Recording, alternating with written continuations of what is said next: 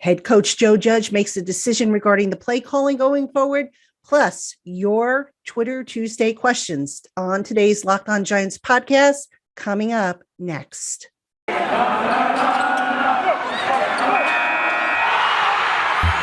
Locked On Giants, your daily New York Giants podcast, part of the Locked On Podcast Network, your team every day.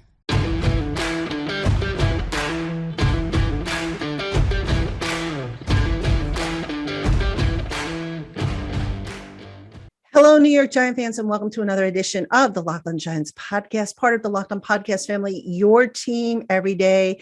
My name is Patricia Traina, and I've been covering the New York Giants for almost 30 years now, and I'm your host, and I'll be taking you through the frustrating and yet amazing world of the New York Giants with analysis and all kinds of great features coming up, great guests and whatnot. And I'd like to thank you for making the Locked On Giants podcast your first listen every day. And remember, the Locked On Giants podcast is free and available on all platforms, including YouTube at Locked On Giants. So hope you will check us out on YouTube if you're not already doing so. On today's show, I'm going to talk a little bit about Giants head coach Joe Judge's decision to stick with offensive coordinator Jason Garrett as the team's play caller. And then we are going to get into your Twitter Tuesday questions. So we have a jam-packed show for you today. Again, thanks for tuning in and making a Locked On Giants podcast your first listen of the day. All right, first up, Giant fans, I'd be remiss if I didn't send a shout out to Giants inside linebacker Blake Martinez. Blake Martinez did suffer a torn ACL. He is done for the season, a devastating blow for the Giants defense. Martinez, of course, the Giants defensive co-captain, a guy who never came off the field, a real good guy.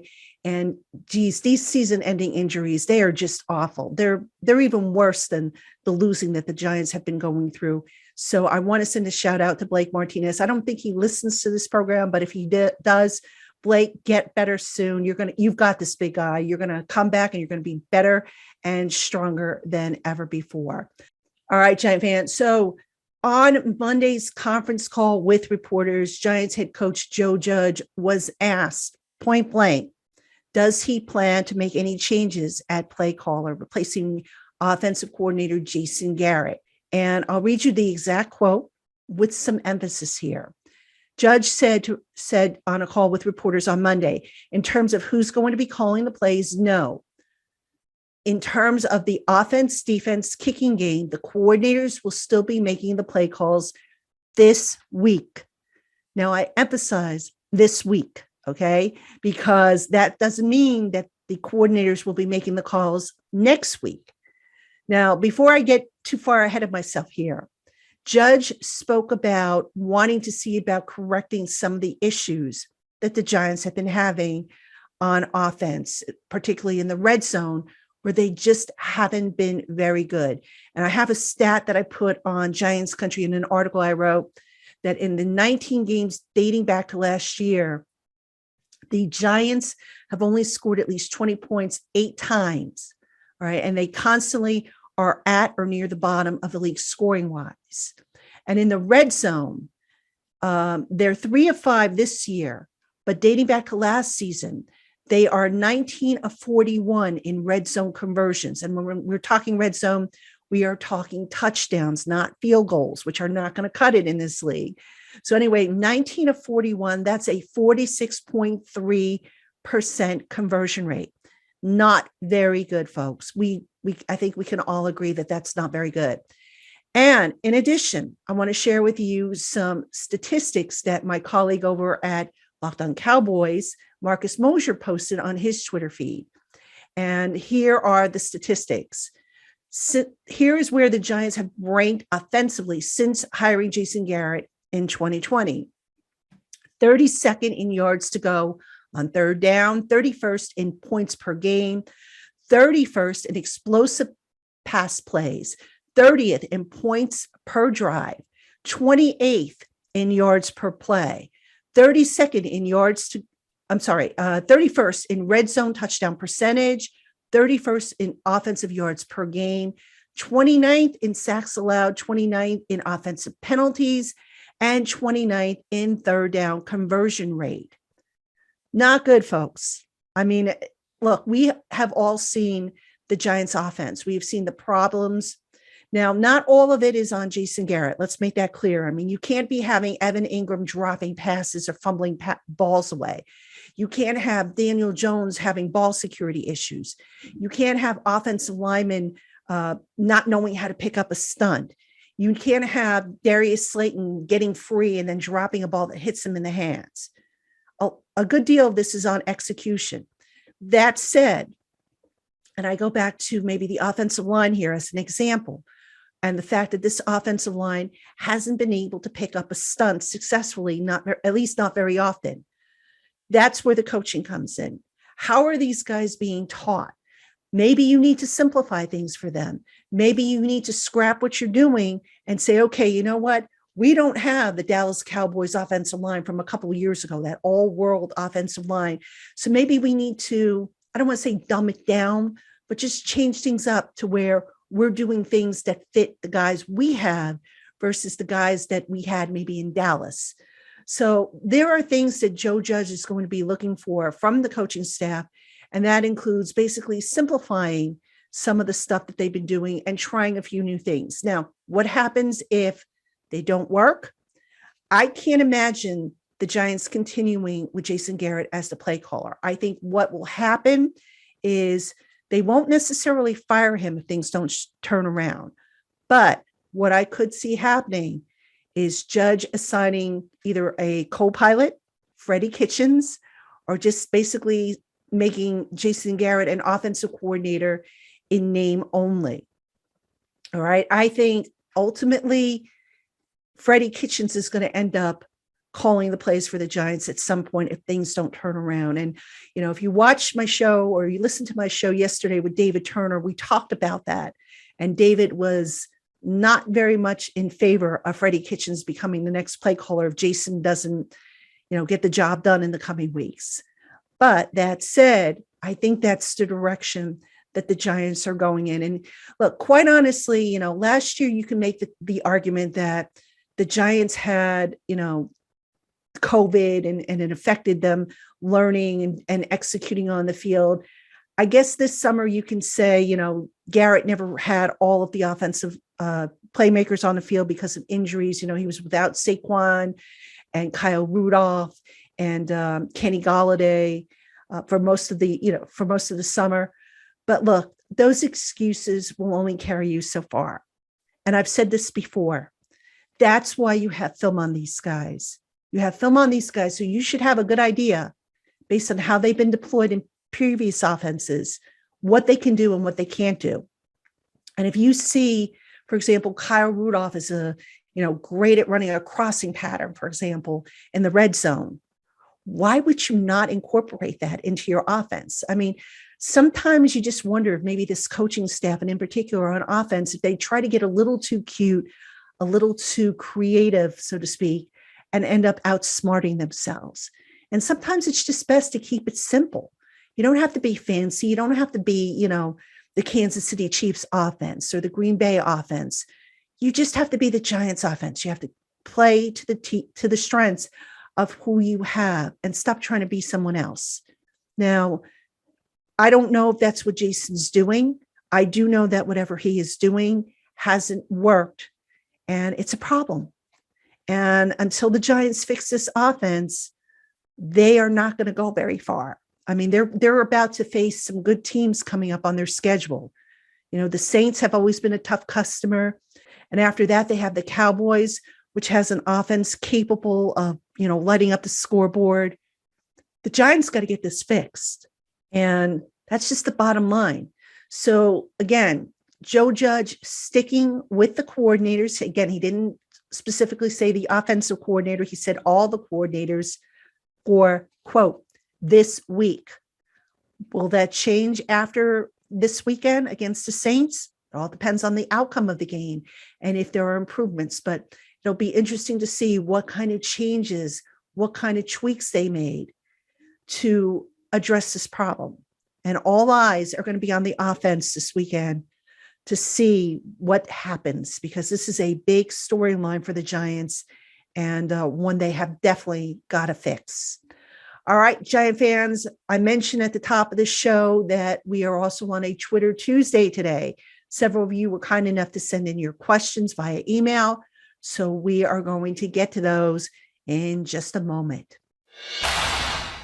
All right, Giant fans, we're going to kick off the next segment shortly with your Twitter Tuesday questions. But first, if you do a lot of driving like I do, then you need to know about a fantastic new app. It's called Get Upside. When you open an account on Get Upside, you can save up to 25 cents per gallon at the pump.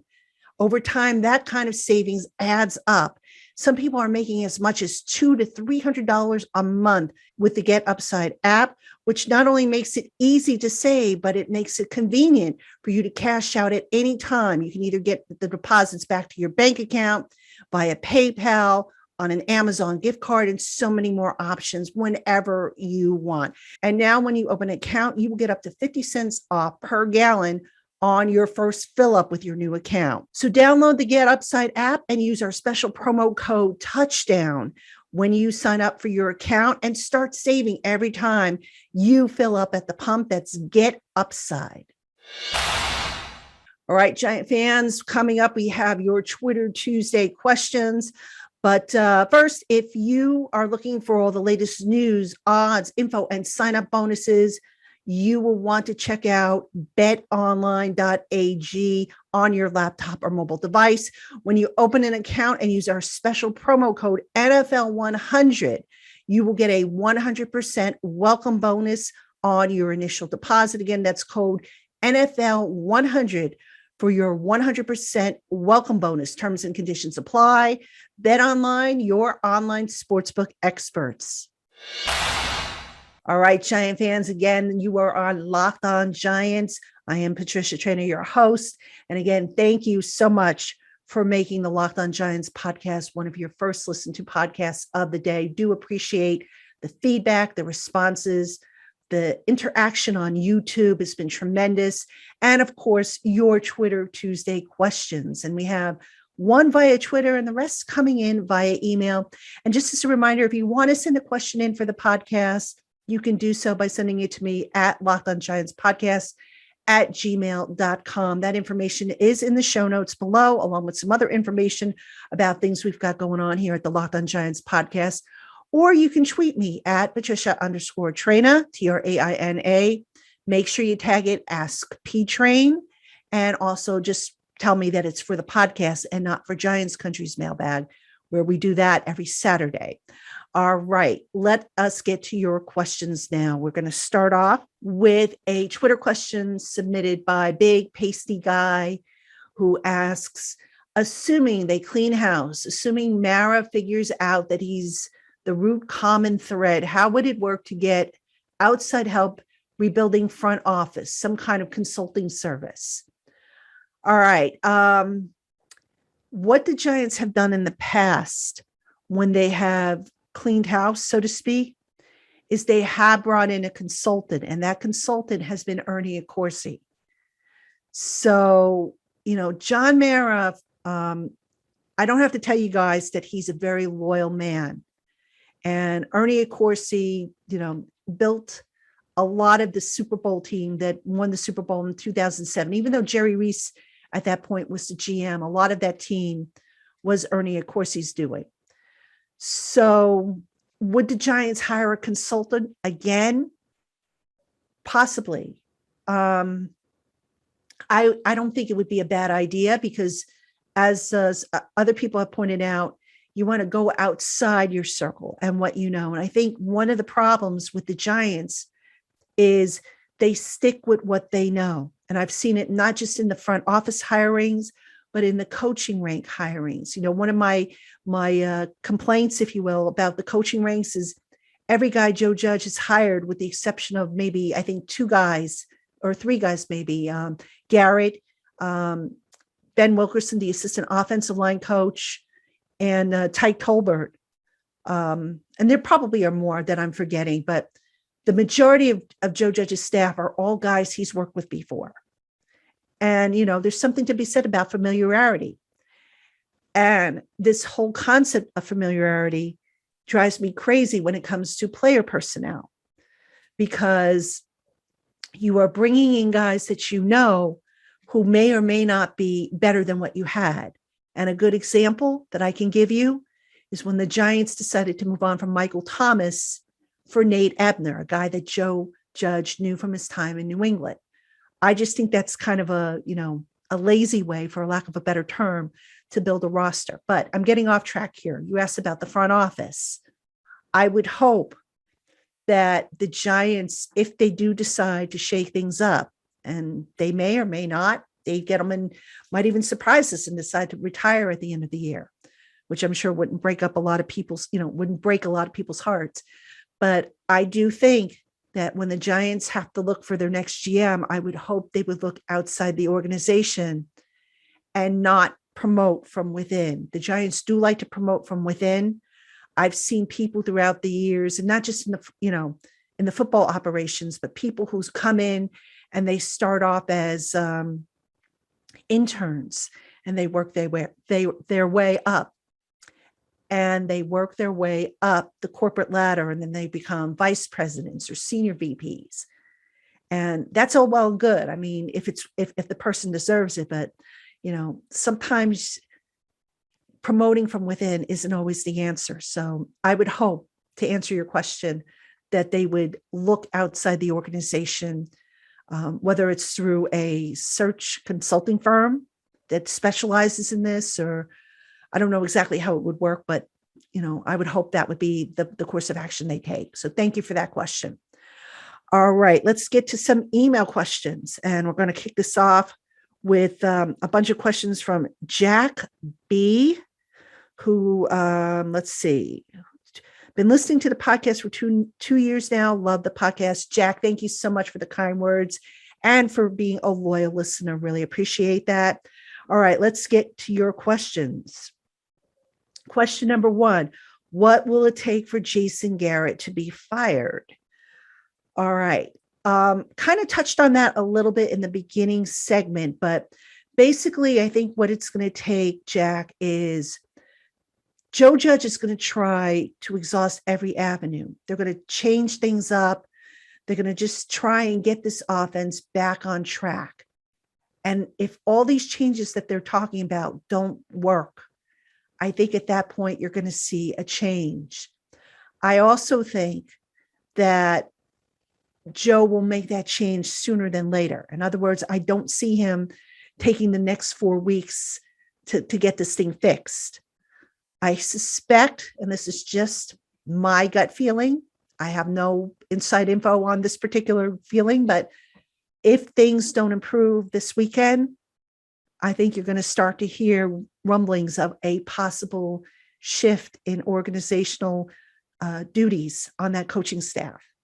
And as I mentioned before, Freddie Kitchens is the guy I would keep an eye on for a potential offensive coordinator role. All right. Also, you ask about the chunk plays. Where are the chunk plays? Mentioning that Daniel Jones is rated by Pro Football Focus as one of the better deep ball throwers in the game. Basically, it's a combination of things on the chunk plays. It's play calling, which I think at times is just too darn conservative and too cute at times, and just doesn't fit the personnel the team has. But I think some of the deep ball issues, number one, the Giants didn't have deep guys who were capable of catching the deep ball. Now they do. They have Kenny Golladay, they have Kadarius Toney, they have Darius Slayton. Problem is now you have Darius Slayton dealing with a hamstring. You have Kadarius Toney, who is still trying to get caught up on offense. And you've got Kenny Golladay, who has been dealing with that hip injury. So can these guys really stretch the field? I don't know the answer to that. But let me just say this much, because this is a point, that's been driving me crazy. Kadarius Toney is now entering his 4th week in the NFL regular season. And these coaches keep saying, we're bringing him along. He's got to get caught up. He's making progress, etc. This is week 4. I mean, if this kid isn't up to speed by now, take a look at how you're teaching him. Tyke Tolbert a few weeks ago spoke about how Kadarius Toney is his star pupil, where whenever he has a question that he asks in the classroom and the other guys can't answer it, Toney can. All right. So it's not that Toney is stupid. So why isn't he out on the field yet? Something's not translating there. Again, it's that gray area between the classroom and behind the scenes stuff that is not transferring onto the field. And it's very frustrating. And that speaks to the coaching, because if Kadarius Toney isn't ready for a bigger role, then my gosh, they got to take a look at how they're teaching these kids. And they got to simplify stuff and get him confident and comfortable with what he's doing.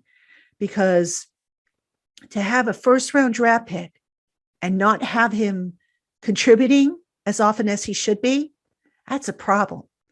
And you've got to look at coaching. I mean, if they're telling us that he's such a whiz kid in the classroom, what else could it be? So I just wanted to throw that thing out there at you, since we were on the topic of offense and coordinators and whatnot. So, all right.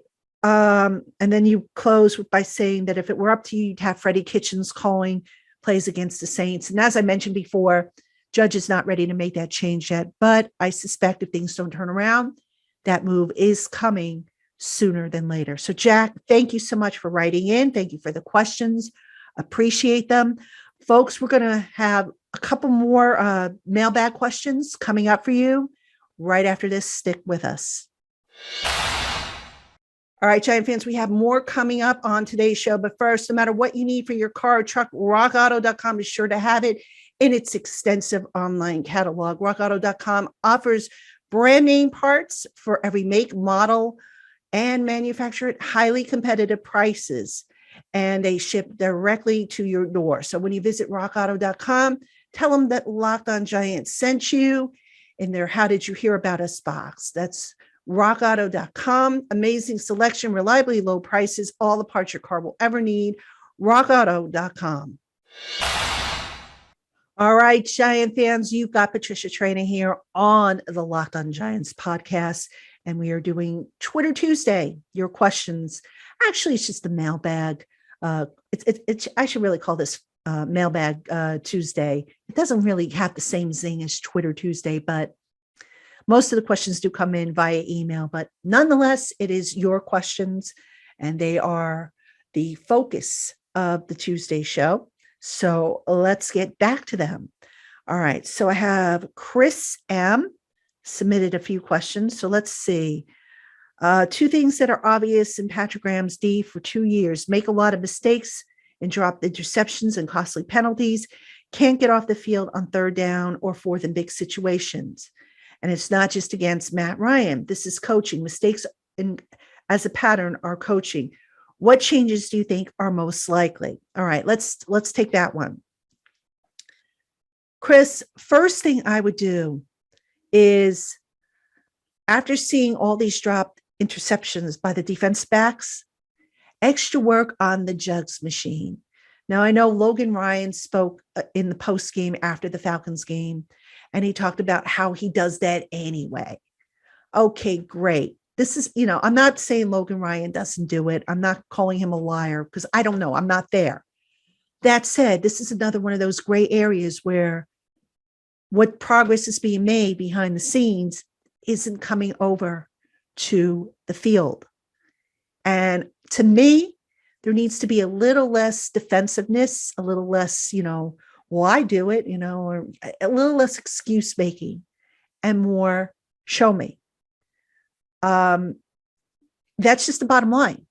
I don't care if you spend 5 minutes on the jug machine per day, 4 hours, whatever.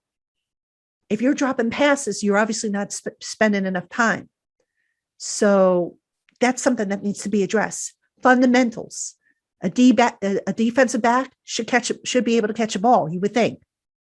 And if they're not, if it's hitting them in the hands and they're dropping it or their body catching it, it's fundamentals, and they have to work on that. It's kind of like playing an instrument. If I can't, I play guitar. All right. And right now I can't hit a fret with my left pinky, because it's not strong enough, but I practice it every day, 10 minutes a day, trying to strengthen up my pinky so that I can shred on the fretboard. So same thing with football or any sport. Got to practice it. All right. Let's see what other question you had.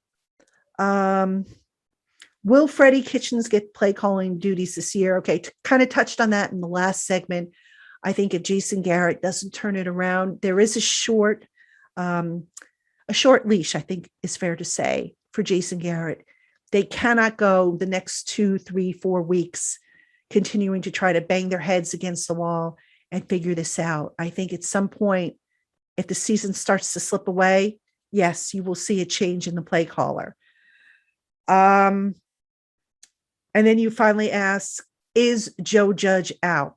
No, I don't think he's out. I talked about this with Ed Valentine for his podcast. I think that topic came up. And you give him this year to fix some of these things. Some of the personnel decisions, all right, again, nobody saw the injuries coming to the 2 offensive linemen. Nobody saw the ACL coming to Blake Martinez. I know fans sit there and say, well, you should prepare for it, not either way. You just can't. I mean, it's luck of the draw sometimes. I'm sorry. That's how I feel about injuries. But I think you give Joe Judge the benefit of the doubt. He's still a relatively new head coach. Some of the decisions he makes are, I think, questionable. But in his defense, or actually to look at this from a wider lens, let's take, for example, a pet peeve of mine that I'm going to talk about, and that is how Judge handled this team in the preseason. I probably have said this before, but I'll say it again. So I apologize if I'm repeating it, but I didn't like the way Judge doled out snaps in the preseason games. All right. He gave the offensive linemen snaps in week 1 of the preseason. I think they got 11 snaps. And then they didn't get snaps again as a unit until week 3, the dress rehearsal. Daniel Jones didn't get snaps until week 3. And the excuse was, well, they got quality snaps in practice. Okay, so does that mean they're getting quality snaps now during the regular season, so they shouldn't play because they got quality snaps in? That logic just didn't sit with me. And I know you want to see, in the preseason, you want to see these other guys, you want to give them a chance, but I just felt that there was too much emphasis put on giving these guys, that some of whom didn't even make the roster, by the way, a chance. So if you're in a pressure situation, you've got to win this year because your front office just spent $200 million plus on free agency. Now that was not the time to dilly-dally and experiment and say, oh, I want to look at the 4th string cornerback. That wasn't the time to do it. You had to, I think, focus on building cohesiveness. And I know, look, I've said it before.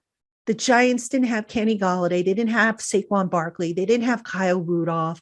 They didn't have Kadarius Toney and a few other guys on offense. But you, in the meantime, could have gotten that offensive line gelling together.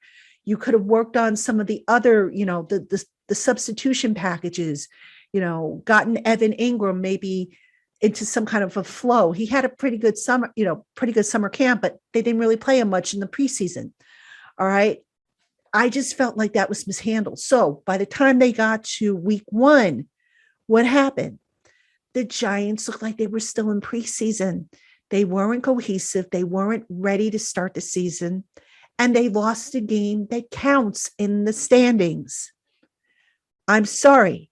I don't agree with Joe's philosophy there. I think he made a gross judgment of error. Now, why do I bring this up? Because these are the types of experiences that he has to learn from.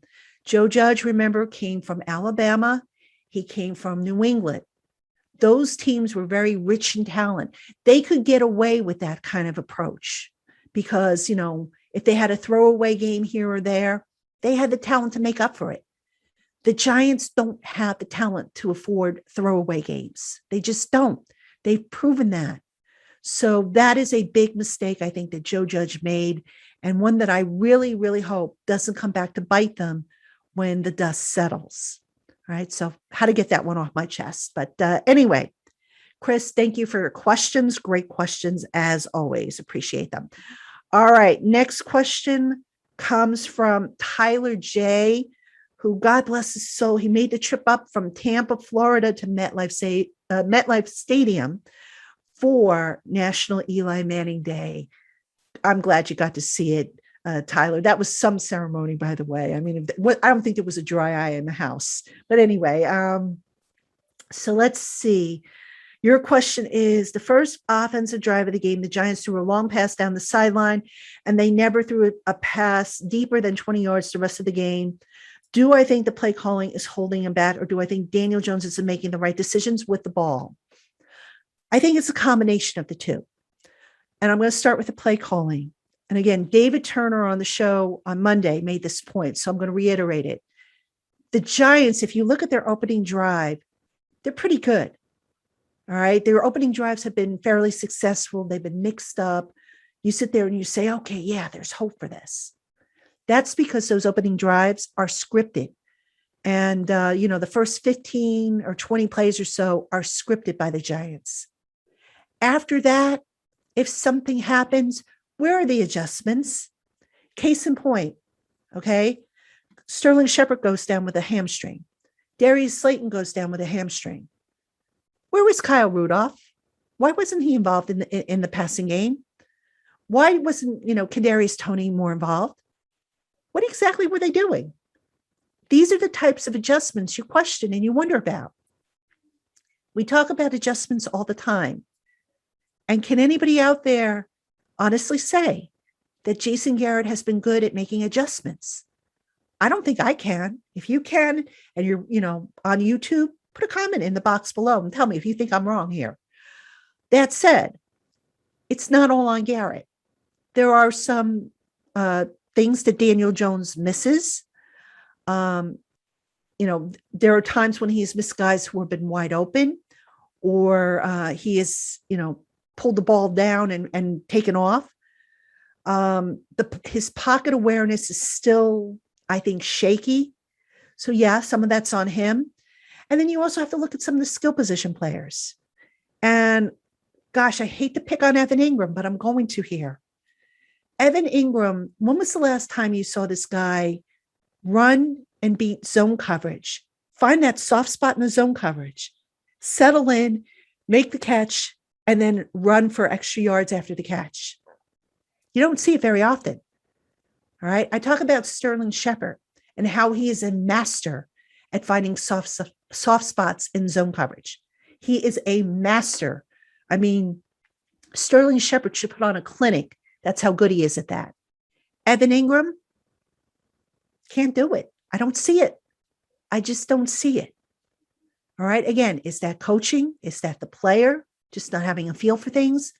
Maybe it's a combination of the two. I don't know the answer, but it's frustrating to watch. It's frustrating to watch, the drop passes, not just by Evan, but by, Darius Slayton a couple of weeks ago against Washington. The fact that the offensive line can't, consistently pick up twists and defend against them. I think there's equal blame. And it goes back to the point I tried to make earlier. How do you fix it? Do you simplify things? Do you dumb it down a little bit? What do you do? I don't know what the answer is. I don't know what the coaches are thinking. I'm sure, I'm recording this on a Monday night. Coaches have game planning meetings on Tuesday. And also they discuss and map out the week of practice.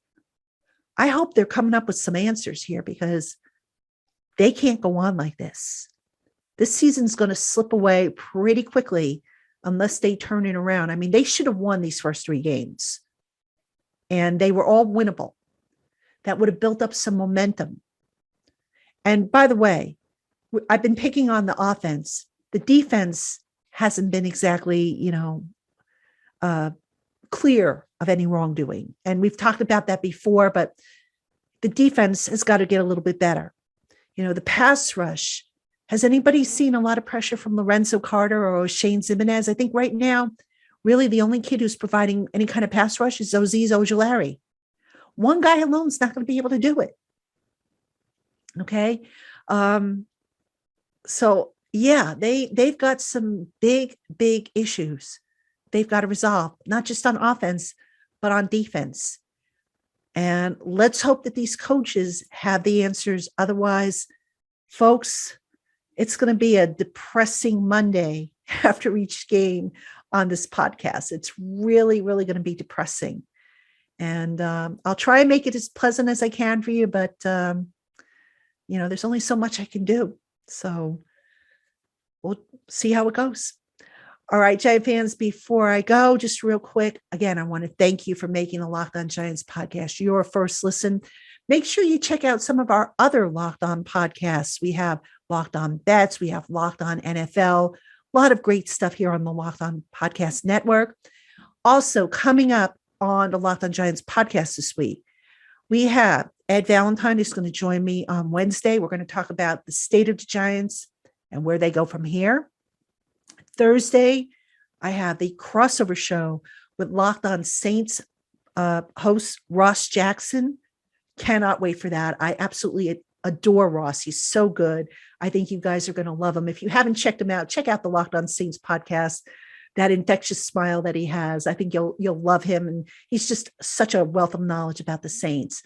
And then I am working on having an interview for you on Friday. Fingers crossed that comes to fruition. So hopefully I will have another guest for you on Friday. So that's a look at what we have coming up here on the Locked On Giants podcast. Again, thank you so much for tuning in. Have a great day, and we'll talk to you again tomorrow.